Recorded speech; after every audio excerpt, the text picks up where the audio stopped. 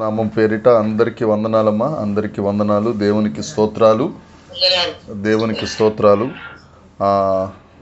ప్రకటన గ్రంథము 2వ అధ్యాయము 18వ వచనం. ప్రకటన గ్రంథము 2వ అధ్యాయము నేను మరచువాడను కట్టుబడివాడను జీవించువాడను మృతుడనైతిని గాని ఇదిగో యుగయుగములు సజీవుడనైతిని. 2వ అధ్యాయము 15వ వచనం. ఆయన పాదములు కొలిమిలో పుటము వేయబడి ఆయన పాదములు కొలిమిలో పుటము వేయబడి మరీచిన అపరంజితో సమానమై ఉండెను. దేవునికి స్తోత్రము. ఆయన పాదములు కొలిమిలో పుటము వేయబడినవి. దేవునికి స్తోత్రం. అమ్మ, ఈ వాక్య భాగం ద్వారా దేవుడు మనతో మాట్లాడినట్లుగా చిన్న ప్రార్థన చేసుకుని వాక్య భాగంలోనికి వెళదాం. పరలోకమందున్న మా తండ్రి, పరిశుద్ధుడా, గొప్ప దేవుడా, నీకు స్తోత్రం నాయన. జీవాధిపతి, నీకు వందనాలు చెల్లిస్తున్నాం. దేవనైనా రాజకుమారి చెల్లెమ్మ గారి ఇంటి దగ్గర ప్రతి గురువారము ప్రభువా మీ సన్నిధిలో మేము ఉండడానికి మీరు ఇచ్చిన కృపకే స్తోత్రం. దేవనైనా నీ కృపలో ప్రభువా కొన్ని వారాల నుండి తండ్రి దేవుని కొన్ని ఔన్నత్యము కొరకై మీ సన్నిధిలో మేము ప్రార్థన చేయుచుండగా మీరే మాకు సహాయం చేయుచున్నందుకు నీకు వందనాలు చెల్లిస్తున్నాం.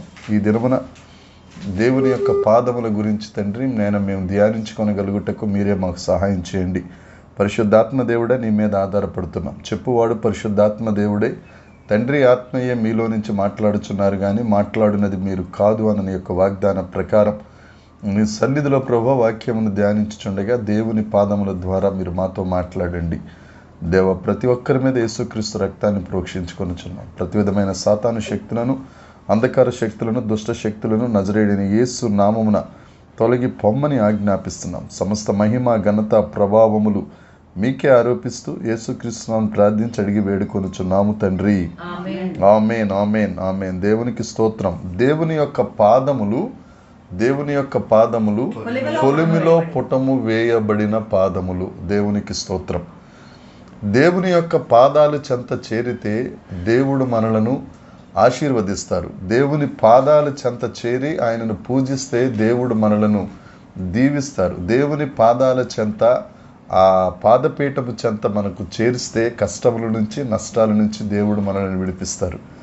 గత వారాల్లో మనం తెలుసుకున్నట్లుగా దేవుని యొక్క ముఖము ద్వారా, దేవుని యొక్క బాహువు ద్వారా, దేవుని యొక్క నోరు ద్వారా, దేవుని యొక్క కన్ను దృష్టి ద్వారా, దేవుని యొక్క చెవుల ద్వారా దేవుడు మనకి ఏ విధంగా తోడై ఉన్నారు, మనం ఏ విధంగా దేవుణ్ణి ఆరాధించగలమనేది మనం నేర్చుకున్నామండి. యోహాను సువార్త 1వ అధ్యాయం 14వ వచనంలో మనం ధ్యానించుకుంటే ఈ వాక్యమే కృపాసత్య సంపూర్ణుడిగా మన మధ్యన నివసించారు. అంటే మన మధ్యన నివసించిన ఆ వాక్యమై ఉన్న క్రీస్తుకు, ఆ వాక్యమై ఉన్న దేవునికి ఆయన మనతో సంచరించారంటే ఆయనకు కాళ్ళు ఉన్నాయి, చేతులు ఉన్నాయి, నోరుంది, కళ్ళు ఉన్నాయి. ఆయన ముఖ కాంతిలో మన సమస్త పాపాలు కనిపిస్తాయి. ఇవన్నీ మనం నేర్చుకుంటున్నామండి. అయితే ఆయన పాదములు కొలిమిలో వేయబడిన పుటము వేయబడినవి అపరంజిని పోలి ఉంటాయి. ఆయన దగ్గరికి వెళ్ళినప్పుడు మనం చాలా జాగ్రత్తగా ఆయన దగ్గరికి వెళ్ళాలి. దేవుని సన్నిధికి వెళ్ళినప్పుడు వినయ భయభక్తులు కలిగి మనము దేవుని దగ్గరకు వెళ్ళాలి. ఆ దేవుడి దగ్గరికి వెళ్ళినప్పుడు, ఆ పాదాల దగ్గరికి వెళ్ళినప్పుడు దేవుడు సమస్తమును కరుణించే గొప్ప దేవుడు. ఎందుకనంటే బైబిల్ గ్రంథం చెప్తుంది, ఆకాశము ఆయన సింహాసనము, భూమి ఆయన పాదపీఠం. అంత గొప్ప దేవుని పాదాల దగ్గరికి మనం వెళ్తున్నాం. అంత పెద్ద గొప్ప పాదాల దగ్గరికి వెళితే మనమే చాలా చిన్నగా కనపడతామండి. మనమే చిన్నగా కనపడితే మన సమస్యలు మరింత చిన్నగా కనపడతాయి. ఆ పాదాల దగ్గరికి వెళ్ళినప్పుడు మనము దేవునికి ముఖ్యం, కానీ మన సమస్యలు ముఖ్యం కాదు. దేవుని దృష్టి ఆ పాదాల దగ్గరకు వచ్చిన వారి మీద తప్పక ప్రత్యేకంగా ఉంటుంది. ఆ పాదాల చెంత ఉన్న వారి దగ్గర, ఆ పాదాల దగ్గర నివసిస్తున్న వారి దగ్గర దేవుని కనుదృష్టి ఉంటుందండి. అంతేగాని మనకి ఏ సమస్యలు ఉన్నాయి, ఏమున్నాయి, అవన్నీ అక్కర్లేదు. అగ్ని దగ్గరికి వెళ్ళినప్పుడు బంగారు మాత్రమే నిలబడుతుంది, దానిలో ఉన్న మలినాలన్నీ తొలగిపోతాయి. అలాగే ఆయన పాదాల దగ్గరికి వెళ్ళినప్పుడు మనమే దేవుని సన్నిధిలో ఉంటాం, మన సమస్యలన్నీ సమసిపోతాయి. కాబట్టి ఆయన పాదాలకు ఉన్న ఔన్నత్యం అలాంటిది. ఈ 2024 సంవత్సరంలో దేవుడు మనకిచ్చిన వాగ్దానము, యెహోవా నా కాపరి. ఒకసారి తీద్దామండి కీర్తన 23వ కీర్తన ఒకసారి తీద్దాం. యెహోవా నా కాపరి, నాకు లేమి కలుగదు. రెండో వచనం ఉంటుంది, పచ్చిక గల చోట్ల ఆయన నన్ను పరుండ చేస్తున్నాడు అని అంటే ఆయన మనతో పాటు రావాలి కదండి. పచ్చిక గల చోట్లకి మనల్ని తీసుకెళ్ళాలి, మనల్ని పరుండ చేయాలి అని అంటే మనతో పాటు నడిచి వచ్చే దేవుడు ఆయన. రెండవది శాంతికరమైన జలముల యొద్ద నడిపిస్తున్నాడు మీన్స్ నాతో పాటు ఆయన నడుస్తున్నాడు, లేదంటే నా ముందు ఆయన నడుస్తున్నాడు. ఆయన అడుగు జాడలలో, ఆయన పాదములలో మన పాదాలు మనం వేయగలుగుతున్నాం. తరువాత నా ప్రాణమునకు ఆయన సేద తీర్చుచున్నారు. సేద తీర్చడం అంటే ఏంటంటే, చాలా వరకు నేను నా భర్త దగ్గర సేద తీరుస్తాను, లేకపోతే నా భార్య దగ్గర సేద తీరుస్తాను అని అంటే ఆ ఒళ్ళోనో లేకపోతే ఆ కౌగిలిలో సేద తీరడం అంటే, దేవుడు చక్కగా మన దగ్గర కూర్చున్నప్పుడు ఆయన పాదాల చెంత మనం చేరి మనకున్న కష్టాలన్నిటి నుండి మనం సేద తీరే అవకాశం వస్తుంది. తన నామమును బట్టి నీతి మార్గములలో మనలను నడిపిస్తున్నాడంటే మనం మాట్లాడుకున్నాం కదా, మన హస్తాన్ని పట్టుకుని, మన కుడి హస్తాన్ని పట్టుకుని మనం నడిపించే గొప్ప దేవుడు ఆయన. మనం ఏదైనా వాక్యం మునామనీగా వింటే మన జీవితంలో ఏమాత్రం మార్పు రాదు కానండి. వాక్యం ఉన్నది ఉన్నట్టుగా 23వ కీర్తన మనందరికీ సుపరిచితమైన కీర్తన. సండే స్కూల్ దగ్గర నుంచి దానిని అవపోసన చేస్తారు అందరూ. చిన్నపిల్లల దగ్గర నుంచి ప్రతి క్రిస్మస్కి వచ్చినప్పుడు కంటతా వాక్యాలు చెప్పే కీర్తన. అయితే ఆ కీర్తనలో ఉన్న ఎసెన్స్ ఏంటనేది, ఒక్కొక్క వచనంలో దేవుని యొక్క ఒక్కొక్క ఔన్నత్యం మనం తెలుసుకోగలం. గత రోజుల్లో 23వ కీర్తన ధ్యానించినప్పుడు దేవుడిచ్చిన ఆ కృపను బట్టి మనం ఆ విషయాలు ధ్యానించాం. వాక్యాన్ని ఉన్నట్టుగా మన గుండెల్లో దాచుకోవాలి. దేవుడు నన్ను పరుండ చేయటానికి నాతో పాటు వస్తున్నాడు. శాంతికరముల యొద్ద నన్ను విశ్రమింప చేయటానికి దేవుడు నాతో వస్తున్నాడు. నా ప్రాణమునకు సేద తీరుస్తున్నాడు.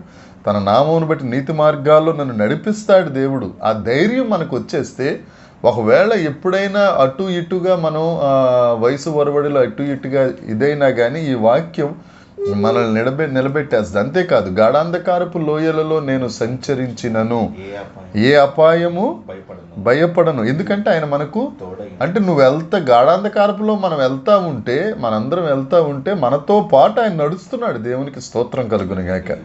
ఒక భక్తుడు రాసిన ఒక ఆర్టికల్ ఉంటుందండి, అందరికీ తెలిసిందే ఇది. సముద్ర తీరంన దేవుడు ఒక వ్యక్తి నడుచుకుంటూ వెళ్తా ఉంటే ఒకసారి ఆయన వెనక్కి తిరిగి చూస్తే ఇద్దరు కాళ్ళు ఉండాలి కదండి, 4 కాళ్ళు ఉండాలి. ఒకసారి వెనక్కి తిరిగి చూస్తే 2 కాళ్ళ అడుగులే ఉన్నాయి. మళ్ళీ కొంత దూరం వెళ్ళిన తర్వాత 4 కాళ్ళ అడుగులు ఉన్నాయి. మళ్ళీ వెనక్కి తిరిగి చూస్తే, కష్టం వచ్చినప్పుడు వెనక్కి తిరిగి చూస్తే 2 కాళ్ళే ఉన్నాయి. మళ్ళా కొంత దూరం సుఖం వచ్చినప్పుడు చూస్తే 4 కాళ్ళు ఉన్నాయి. అలాగే కష్టం వచ్చినప్పుడు 2 కాళ్ళు ఉంటున్నాయి, సంతోషంగా ఉన్నప్పుడు 4 కాళ్ళు ఉంటున్నాయి. ఆ భక్తుడికి బాధ అనిపించి, దేవా నేను నిన్ను ఇంత ప్రేమిస్తున్నాను, నీతో నడవాలని, నీ పాదాల చెంత నేను ఉండాలని కోరుకుంటా ఉంటే, నాకు కష్టం వచ్చినప్పుడు నువ్వు నన్ను వదిలేసి వెళ్ళిపోతున్నావా ప్రభువా, ఇది న్యాయమా నాయనా అని దేవుడిని అడిగితే, దేవుడు అంటాడు చిన్నగా చిరునవ్వు నవ్వి, బాబు నీకు కష్టం వచ్చినప్పుడు ఉన్న 2 కాళ్ళు నీ కాదు, నావవి. ఆ కష్టం వచ్చినప్పుడు నేను నిన్ను ఎత్తుకున్నాను కదా, కాబట్టి నీ పాదాలు కాదు, నా పాదాలే. అంటే మనకి కష్టం వచ్చినప్పుడు, గాఢాంధకారం వచ్చినప్పుడు దేవుడు మనల్ని ఆయన ఎత్తుకుంటారు. ఆయన భుజముల మీద మనం ఉంటాం. ఆ పాదాలకున్న ఔన్నత్యం అలాంటిది. దాన్ని ఉద్దేశించుకునే కీర్తనాకారుడు 23వ కీర్తనలో రాసిన మాట, గాఢాంధకారపు లోయలలో నేను సంచరించినను ఏ అపాయమునకు నేను భయపడను. అయితే ఈ పాదాల యొక్క ఔన్నత్యం ఏంటి, ఈ పాదాల్లో ఉన్న ఆ గొప్ప ఔన్నత్యం ఏంటి అనేది మనం చూసుకుందామండి. మనం చూసుకుందాం. ఈ పాదాలను మొదటి మాట ఆయన ఈ పాదాల దగ్గర మనం ఉంటే దేవుడు మనకిచ్చేది ఏంటి అనేది మొదటిది చూసుకుందాం. యెషయా గ్రంథము 41వ అధ్యాయము 25వ వచనం. యెషయా గ్రంథం ఉత్తర దిక్కు నుండి ఆ, నేను అతన్ని రేపుచున్నాను. ఉత్తర దిక్కు నుండి నేను అతనిని రేపుచున్నాను. నా నామమును ప్రార్థించువాడొకడు నా నామమున ప్రార్థించువాడొకడు సూర్యోదయ దిక్కు నుండి వచ్చుచున్నాడు. సూర్యోదయ దిక్కు నుండి వస్తున్నాడు. ఆయన నామమును ప్రార్థించువాడట సూర్యోదయపు దిక్కు నుంచి వచ్చుచున్నాడు. ఒకడు బురద త్రొక్కున్నట్లు కుమ్మరి మన్ను త్రొక్కుచున్నట్లు బురద తొక్కేటట్టుగా మన్ను త్రొక్కేటట్టుగా అతడు సైన్యాధిపతులను నలగద్రొక్కును. దేవునికి స్తోత్రం. ఎవరైతే దేవుని పాదాల దగ్గర ఉంటారో, దేవుడు ఎవరి పాదాల దగ్గర అయితే సంచరిస్తున్నారో వారి పాదాలను దేవుడు బలపరచి బురద తొక్కినట్లు, కొమ్మరివాడు మట్టిని తొక్కినట్లు మన విరోధులను త్రొక్కే బలమును దేవుడు మనకు అనుగ్రహిస్తారు. దేవునికి స్తోత్రం కలుగునుగాక. దేవుని పాదాల దగ్గర ఉంటే దేవుడు మనకిచ్చే గొప్ప ఆధిక్యత, మన శత్రువులను మనం అణగద్రొక్కుతాం. ఆమేన్. ఈ సంవత్సరం పృథ్వీ గారికి వచ్చిన వాగ్దానం రోమాపత్రిక 16వ అధ్యాయము 20వ వచనం, సమాధానకర్తయగు దేవుడు సాతానును మన కాళ్ళ కింద, మన పాదముల కింద శీఘ్రముగా చితక త్రొక్కిస్తాడు. ఎప్పుడు? ఆయన పాదాల దగ్గర మనం ఉంటే, ఆయన పాదాల దగ్గర, ఆయన అపరంజిని పోలిన ఆయన పాదాలు, కొలిమిలో కాల్చబడిన ఆయన పాదాల దగ్గర మనం ఎన్నిక లేని మనం, బలిపీఠం దగ్గర పిచ్చుకలులాగా ఉండే మనం, వేడిమికి, కనీసపు వేడిమికి తట్టుకోలేని నిమిత్త మాత్రులము, ఇంతలో కనపడే అంతలో మాయమైపోయే మనం దేవుని పాదాల దగ్గర ఉంటే మన శత్రువులను బురద తొక్కినట్టుగా మనం తొక్కుతాం. మన శత్రువులు వాళ్ళు ఎంత బలవంతులైనా అవనివ్వండి, వాళ్ళు వచ్చి మనల్ని తొక్కేయాలి బురదలో. కానీ దేవుని మహాకృప ఆయన పాదాల దగ్గర ఉంటే ఎలా చేస్తాడంటే దేవుడు సాతాన్నేనండి, శత్రువులేముంది, అపవాది అయిన సాతానునే మన పాదాల కింద తొక్కేటట్టుగా బలమును అధికారమునిచ్చే గొప్ప దేవుడు. మొదటి మాట, ఆయన పాదాల దగ్గర మనం ఉంటే దేవుడు మనకు అధికారాన్ని ఇస్తాడు. అధికారాన్ని, నీ నోట అధికారాన్ని ఉంచుతాడు. నువ్వు ఎప్పుడైతే పాదాల చెంతకి వెళ్తావో నీకు ఒకటే గుర్తు, నీకు అధికారం వస్తుంది. నీకు తెలియకుండానే నువ్వు ఆజ్ఞాపిస్తూ ఉంటావు, నీకు తెలియకుండానే నువ్వు వాటి మీద అధికారం చెలాయిస్తుంటావు, నీకు తెలియకుండానే ఆ అధికారపు మాట నీ నోట నుండి వచ్చేస్తుంది. దాన్ని బట్టి మనం అనుకోవాల్సిన, ఓకే, నేను నా దేవుని పాదాల దగ్గర నేనున్నాను, యెహోవా నా కాపరి, నాకు లేమి లేదు, గాఢాంధకారపు లోయ అయినా ఆయన దుడ్డు కర్ర దండం నాకు ఆదరిస్తుంది, నా శత్రువులు ఎదుట భోజనం పెడుతుంది, నా నూనెతో తలంటుతాడు, గిన్నె నిండి పొంగి పొర్లిపోతూ ఉంటుంది, చిరకాలం ఆయన సన్నిధిలో నేను ఉంటాను, కృప క్షేమం నన్ను వెంబడిస్తాయి. ఎంత గొప్ప మాట అండి, భలే ఆశ్చర్యం నాకు ఆ మాట. కృపన్న దేవుడే, క్షేమమన్న దేవుడే. ఆయనట కృపాక్షేమములు నా వెంట వచ్చును. మనం ఏమాత్రం అండి మన వెంట దేవుడు రావడానికి? ఒకసారి ఆలోచించండి. ఏమండి, చిన్నపిల్ల నడుస్తూ ఉంటే మీరు ఎప్పుడైనా గమనించండి, చిన్నపిల్లలు ఆ అడుగులు వేసుకుంటూ వెళ్తూ ఉంటే మనం ఆ వెనకాల పరిగెడతా ఉంటాం. ఎందుకంటే ఓ పక్కన సంతోషం, ఓ పక్కన పడిపోద్దామన్న భయం. మనమే ఎంత సంతోషిస్తూ ఉంటే సర్వ సృష్టికర్త అయిన దేవుడు, సర్వలోకనాథుడు మనం అడుగులేస్తూ ఉంటే మన వెనకాల అడుగులు వేసుకుంటూ వస్తాడు. ఎంత గొప్ప విషయం. నీకు కృపిస్తాడు, క్షేమం ఇస్తాడు. ఆయన పాదాల దగ్గర ఉండాలి. ఆయన పాదాల దగ్గర నుంచి మనం ఎటు పోకూడదు. ఆ పాదాల దగ్గర ఉన్నప్పుడు అధికారం. 18వ కీర్తన 33వ వచనం, కీర్తనల గ్రంథము 18వ కీర్తన 33వ వచనం. దేవునికి స్తోత్రం. ఆయన నా కాళ్ళను జింక కాళ్ళ వలె జింక కాళ్ళులా చేస్తాడట. దేవునికి స్తోత్రం. ఎత్తైన స్థలముల మీద నన్ను నిలుపుచున్నాడు. మనం ఎక్కలేనంత ఎత్తైన కొండ మీదకు. మనకైతే ఎక్కే అధికారం లేదండి, ఎక్కే అర్హతే లేదు. అధికారం తర్వాత ఆయన పాదాల దగ్గర మనం ఉంటే, ఆయనతో సహవాసం మనం చేస్తే, ఆ యేసు రక్తం మనలను సమస్త పాపముల నుంచి, సకల దుర్నీతి నుంచి విడిపించి ఆయనకున్న బలం మనకు వచ్చేస్తుంది. దేవునికి మహిమ కలుగునుగాక. ఆయన బలవంతుడైన దేవుడు. యెషయా గ్రంథం 9వ అధ్యాయం 6వ వచనం, బలవంతుడైన దేవుడు. ఆ బలవంతుడైన దేవుని యొక్క బలం మనకి రావాలి అని అంటే, ఆ అధికారం మనం పొందుకోవాలంటే ఏమండి, జింక కాళ్ళ వలె. ఎందుకు జింక కాళ్ళతో పోల్చాడు అని అంటే, ఒకసారి ప్రస్తావించాను. సింహం 60 కిలోమీటర్ల స్పీడ్లో పరిగెడుతుంది. దానికి వేట ఆడవలసి వచ్చినప్పుడు, మన రోజుల్లో అంత పరిగెట్టదు, కానీ వేట ఎదురుగుండా ఉన్నప్పుడు, అంటే జింక ఎదురుగుండా ఉన్నప్పుడు పౌరుషం మీద 60 కిలోమీటర్ల స్పీడ్లో పరిగెడితే జింక 70 కిలోమీటర్ల స్పీడ్లో పరిగెడుతుంది. అంటే శత్రువు ఎంత పరిగెట్టుకొచ్చినా శత్రువుకు దొరకని చిన్నదే అది. అంత బలం, అంత గొప్ప సత్తువ దేవుడు మనకు అనుగ్రహిస్తారు. శత్రువులు మనల్ని పట్టుకోలేరు. అంతేకాదు అధికారం మనం పొందుకుంటాం. మొదటి మాట. రెండవది మత్తయి సువార్త, మొదటిది అధికారము, రెండవది మత్తయి సువార్త 15వ అధ్యాయము 29, 30, 31. యేసు అక్కడి నుండి వెళ్ళి గలిలయ సముద్ర సముద్ర తీరమునకు వచ్చి కొండెక్కి అక్కడ కూర్చుండగా బహుజన సమూహములు ఆయన యుద్ధకు కుంటివారు, గ్రుడ్డివారు, మోగవారు, అంగహీనులు మొదలైన అనేకులను తీసుకుని వచ్చి ఆయన పాదం మీద పడవేసిరి. ఆయన వారిని ఎక్కడ పడేశారండి? పాదముల యొద్ద పడవేయగా ఏమి జరిగెను? మొదటిది పాదముల దగ్గర ఉంటే అధికారం, రెండవది పాదముల దగ్గర ఉంటే స్వస్థత. ఆయన పాదాల దగ్గరికి కుష్ఠరోగులను తీసుకొచ్చారు, పక్షవాతం కలిగిన వాళ్ళని తీసుకొచ్చారు, లేవలేని వాళ్ళని తీసుకొచ్చారు, తర్వాత రక్తస్రావం కలిగిన వాళ్ళు వచ్చారు, గురుడివారు వచ్చారు, అంగహీనులు వచ్చారు, మోగవారు వచ్చారు, ఆ కష్టం ఉన్నవారు వచ్చారు, ఈ కష్టం ఉన్నవారు వచ్చారు, ఆర్థిక సమస్యలు ఉన్నవారు వచ్చారు, తర్వాత కుటుంబ సమస్యలు ఉన్నవారు వచ్చారు, ఆత్మీయ సమస్యలు ఉన్నవారు వచ్చారు. ఏ సమస్య వచ్చినా ఆయన స్వస్థపరిచే దేవుడు. దేవునికి స్తోత్రం, హల్లెలూయా.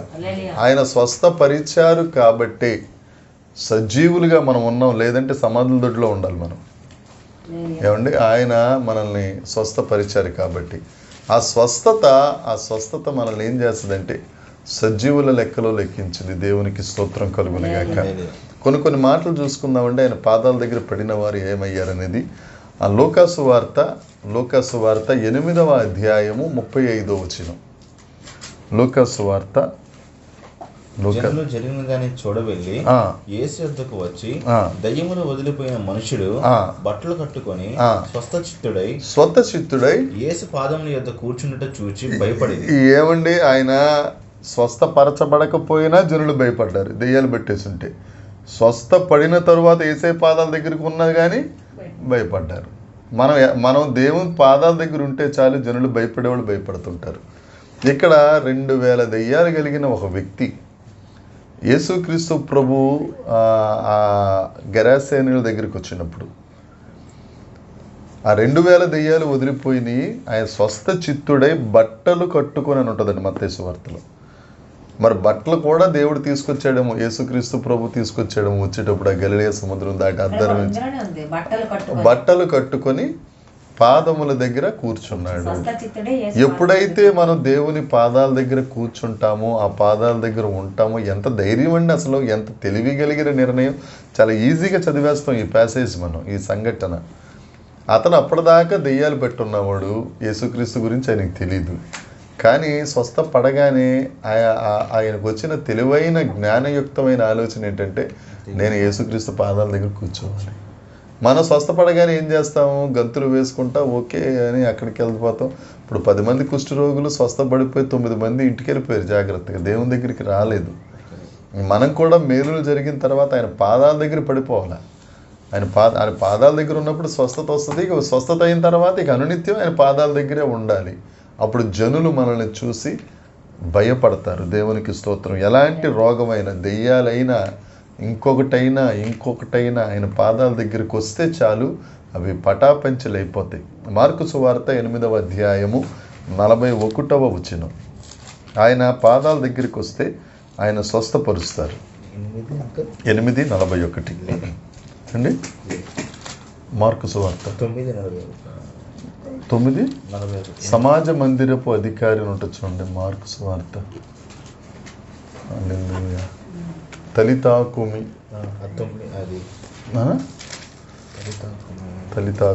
సమాజ మందిరపు అధికారి తన కుమార్తెకు బాగోలేదు అని, ఇది 5వ అధ్యాయం చూడండి. ఆ చిన్నదాన్ని చేయి పట్టి తలితాకుమి అని ఆమెతో చెప్పాను.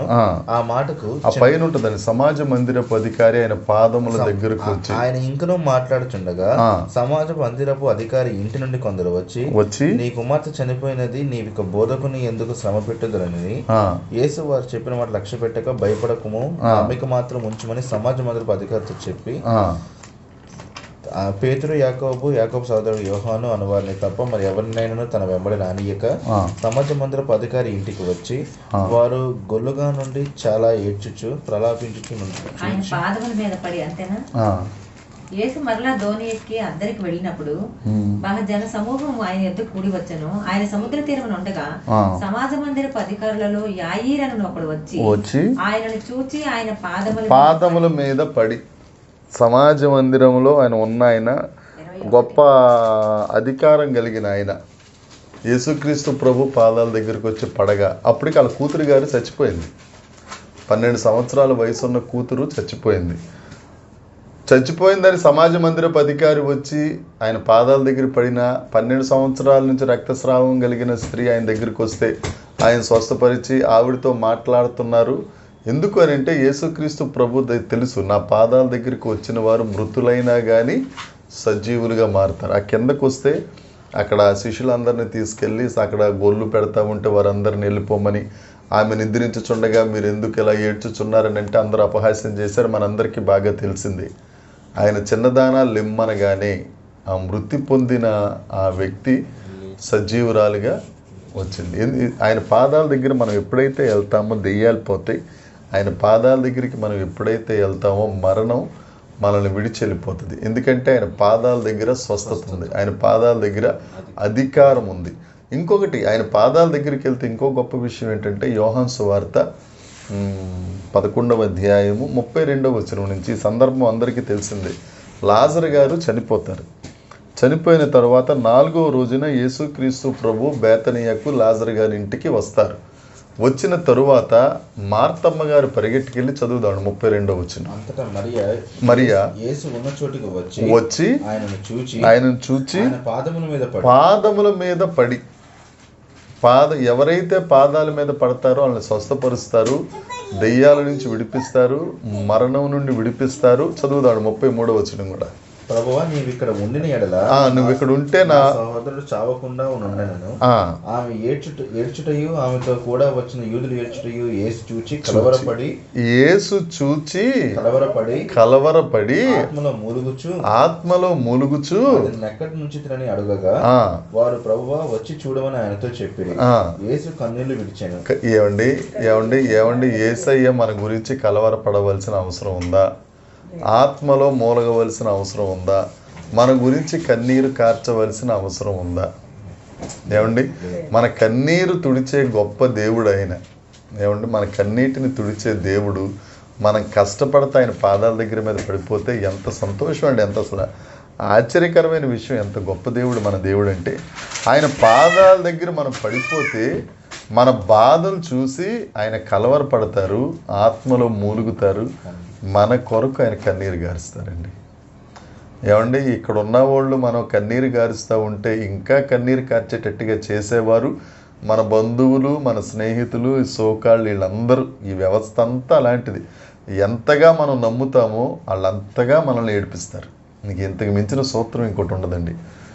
మరొకసారి చెప్తున్నానండి, యేసయ్యను నమ్ముకుంటే యేసయ్య మన కొరకు ఏడుస్తారండి.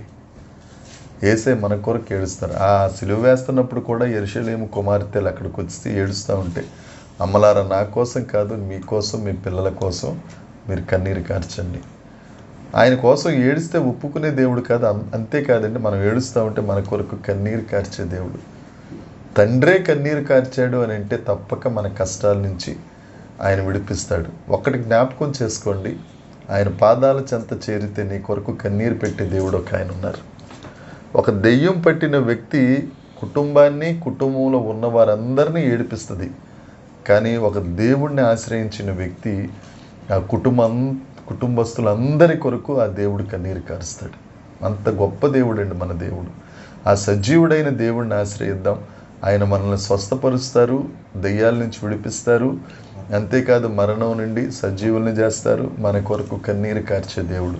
ఆయన పాదాల చెంతకు చేరితే మొదటిది అధికారం వస్తుంది, రెండవది స్వస్థత వస్తుంది, మూడవది లూకాసు వార్త 7వ అధ్యాయము. ఇక్కడ ఒక పాపాత్మురాలైన స్త్రీ ఉంటుందండి. లూకాసు వార్త 7వ అధ్యాయం 39వ వచనం చూద్దాం. 38 కూడా. వెనుక తట్టు ఆయన పాదముల యొద్ద నిలవబడి వెనుక తట్టు ఆయన పాదముల దగ్గర ఆ పాపాత్మురాలైన స్త్రీ నిలవబడి ఏడ్చుచు కన్నీళ్ళ ఏడుస్తుంది, కన్నీరు కారుస్తుంది, ఆయన పాదాలను తడుపుతుంది, తల వెంట్రుకలతో తుడిచి. అంటే తల ఇప్పుడు ఎక్కడికి వెళ్ళిపోయింది? అమ్మగారి తల పాదాల దగ్గరికి వెళ్ళిపోయింది, పాదాల దగ్గరికి వెళ్ళిపోయింది. దేవుడు పులకించిపోయాడండి. ఆవిడట పాదాల దగ్గరికి వచ్చి కన్నీరు కారుస్తూ ఉంది, వెనుక తట్టు నిలబడి కన్నీరు కారుస్తూ ఉంది, తర్వాత పాదాలు తడిపేస్తూ ఉంది, తరువాత తుడిచేస్తూ ఉంది. ఇక తల ఈ 4 విషయాలు, నాలుగు ముఖ్యమైన విషయాలండి. ఎప్పుడైనా దేవుడు అవకాశం ఇస్తే ఈ ఒక్క వచనం గురించి ఒక 2 గంటలు మాట్లాడుకోవచ్చు మనం. యోధా దేశపు స్త్రీ పరాయి మగోడి దగ్గర తల వెంట్రుకలు చూపించకూడదు. ఇప్పుడంటే తల వెంట్రుకలు ఎరబూసుకుని తిరుగుతున్నారు, అది సాంప్రదాయం లేని పని. కానీ మామూలుగా అయితే తల వెంట్రుకలు చూపించరు. అది ఇప్పటికే ముస్లిం స్త్రీలు తల వెంట్రుకలు చూపించరు. అయినా కానీ ఆ సమాజ మందిరపు అధికారి దగ్గర ఇంట విందు జరుగుతూ ఉంటే ఆ స్త్రీ పరిగెత్తుకుంటూ వచ్చి ఆ కన్నీళ్లు కారుస్తా, పాదాలు తడిపేస్తుంది, తల వెంట్రుకలతో తుడిచేస్తుంది, ముద్దాడుతూ ఉంది. యేసుక్రీస్తు ప్రభు కూడా ఏమని సాక్ష్యం చెప్పాడంటే అదే వచనం 45వ వచనంలో ఉంటుంది ఒక మాట. 45వ వచనం, నీవు నన్ను ముద్దు పెట్టకొనలేదు గాని లోపలికి వచ్చినప్పటి నుంచి పాదములు ముద్దు పెట్టుకొనటం మానలేదు. అంటే యేసయ్య చెప్పాడు చూడండి, ఎంత దృష్టించాడో. అందుకనే ఆవిడ గురించి ఇది యేసు ప్రభు చెప్పిన సాక్ష్యం. ఈవిడ నన్ను విస్తారంగా ప్రేమించింది, విస్తారముగా క్షమించబడింది. అంతేకాదు సువార్త చెప్పిన ప్రతి చోట ఈమె గురించి జ్ఞాపకం చేసుకోవాలి, చెప్పుకుంటారని. సువార్త చెప్పిన ఆయన రాకడ పర్యంతం, రాకడ వచ్చేంత వరకు సువార్త ప్రకటిస్తాను. అంటే అంతవరకు ఈ స్త్రీ గురించి పాదాల దగ్గర ఉంటే దేవుడు క్షమిస్తాడు. అక్కడ క్షమించాడు కదండి, దేవుడు క్షమిస్తాడు. మనం కూడా ఆయన పాదాల దగ్గరికి వెళ్ళిపోతే, ఆ పాదాలను ముద్దాడితే, నువ్వు ఎంత భయంకరమైన పాపం చేసినా, దావీదు గారు కూడా చేసింది అదే పని. నాతాను ప్రవక్త వచ్చి ఆ తప్పు చేసిన వ్యక్తివి నువ్వే అంటే దావీదు కూడా దేవుని పాదాల దగ్గర పడిపోయాడు.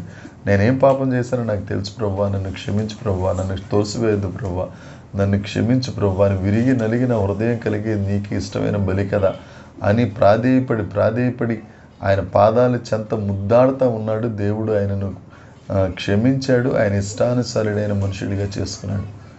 ప్రియమైన దేవుని ప్రియులారా, మనం కూడా దేవుని పాదాలు పట్టుకుంటే ఆయన మనల్ని క్షమిస్తాడు, అధికారం ఇస్తాడు, స్వస్థపరుస్తాడు, క్షమిస్తాడు. 4వ మాట చెప్పుకుని ముగిద్దామండి. అపోస్తల కార్యాలు 7వ అధ్యాయము 48వ వచనం. అపోస్తలుల కార్యములు 7వ అధ్యాయము 48వ వచనం. ఆకాశము నీ సింహాసనము, భూమి నా పాదపీఠము. భూమి నా పాదపీఠం, దేవుడు చెప్పిన మాట. ఆకాశం సింహాసనం, భూమి అంతా ఆయన పాదపీఠం. అయితే ఏంటండి గొడవ ఏంటి అని అంటే 132వ కీర్తన 7వ వచనం. 132వ కీర్తన, ఆయన నివాసస్థలముకు పోదము రండి, ఆయన పాదపీఠం ఎదుట సాగిలపడుదము రండి. ఇప్పుడు పాదపీఠము అని అంటే దేవుని మందిరమే. అక్కడ దావీదు గారు అంటారు ఆయన పాదపీఠము ఎదుట సాగిలపడదాం. ఇప్పుడు దేవుని మందిరానికి మనం వస్తున్నాము అని అంటే ఒక కారణం ఆయన ఎదుట సాగిలపడ్డానికి. అసలు పాత సంఘాలు, ఇప్పుడంటే మోడరేట్ సంఘాలు ఇవన్నీ, పాత సంఘాల్లో ఏం చేసేవారంటేనండి, నాకు తెలిసిన అనుభవం, నేను చేసిన అనుభవం చెప్తున్నాను. నా జీవితంలో దేవుడు ఇంతగా కృప చూపించడానికి కారణం, చర్చ అయిపోయిన తర్వాత, ఆశీర్వాదం అయిపోయిన తర్వాత అక్కడే ఉండి, ఆ చర్చిలో ఉండి దేవుడు ఏదైతే చెప్పాడో, కీర్తనల ధ్యానంలో కానీ, వాక్యంలో కానీ, సాక్ష్యాల్లో కానీ ఏదైతే చెప్పాడో ఆ వాక్యం కొరకు, ఆ వాక్యం మనలో నెరవేరినట్లుగా అక్కడ దేవుని సన్నిధిలో మోకరించి ప్రార్థన చేయాలి. మోకరించి ప్రభువా ఇది ఇలా జరిగింది నాయనా, ఇది నాయనా, ఈ వాక్యం ఇది ప్రభువా, నాకు సహాయం చేయి ప్రభువా అని ఎవరికి వారు వ్యక్తిగతంగా సంఘాల్లో ప్రార్థన చేసుకునేవారు. ఇప్పుడు అలా లేదు. ఇప్పుడు ఆ పద్ధతి పోయింది.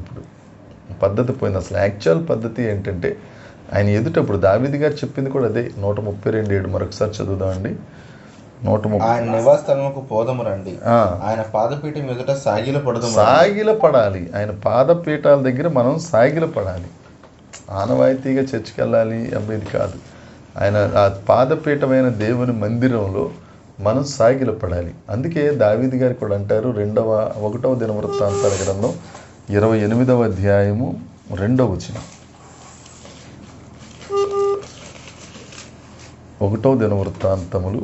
అప్పుడు రాజైన దావీదు లేచి నిలువబడి ఇలాగ సెలవిచ్చెను, నా సహోదరులారా, నా జనులారా, నా మాట ఆలకించుడి. యెహోవా నిబంధన మందసమునకును మన దేవుని పాదపీఠమునకును విశ్రమ స్థానముగా ఉండుటకు. విశ్రమ స్థానము దేవునికి స్తోత్రం. ఆయన మందిరం విశ్రమ స్థానము, దేవుని యొక్క విశ్రమ స్థానం.